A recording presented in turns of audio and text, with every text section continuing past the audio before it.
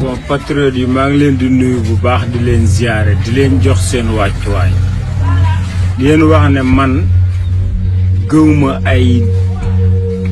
mbaam jaxate ay bu ko tonto yooyu man gëwma lool day baay dañ leen a war a tontu ku fi saaga dañoo war a afficher la saaga sa ndey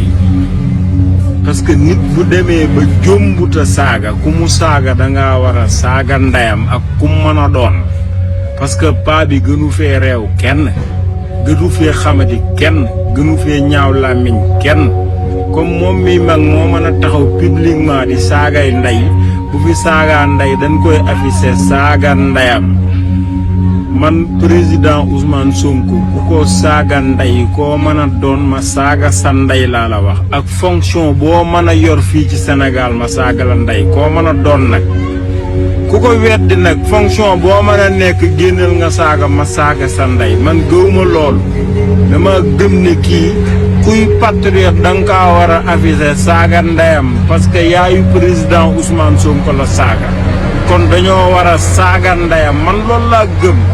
nee na bëggul président Ousmane Sonko ab xaj du ko bëgg te moom nga ab saay-saay du ko bëgg te moom nga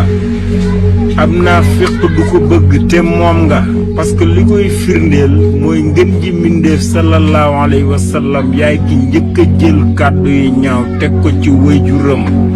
kon yow amoo benn respect benn jullit wulu laa respecté benn patriote nit ku baax wulu laa respecté te doo dërëm benn saay-saay nga buy manq bun doo tus